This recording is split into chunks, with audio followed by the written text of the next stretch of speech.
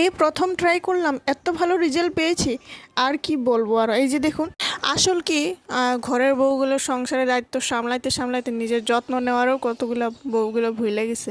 তো এই যে আজ কি করলাম, তো এই রেমেডিটি একবার ইউজ করে দেখলাম, একবারে চুল ঝকঝকে একেবারে সুন্দর হয়, মাথার যত খুশকি জ্বলন সব বের হয়ে যায়। এইটা যদি একবার ইউজ করো, আর মাথার চুলের গ্রোথটাও ভালো হয়।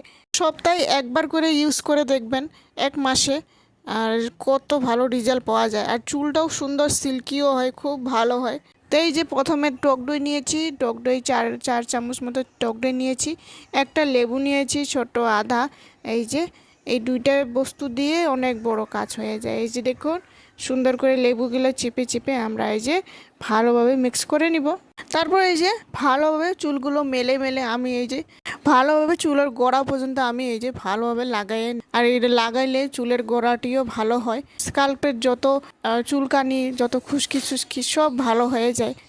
আসলে সময় পেতাম না চুলটা একটু যত্ন নিতে, এদিকে কাজকর্ম শেষ হওয়া পর্যন্ত। তারপর এই যে রেজাল্ট দেখো কি সুন্দর, সিল্কি টাইপের কি সুন্দর হয়েছে।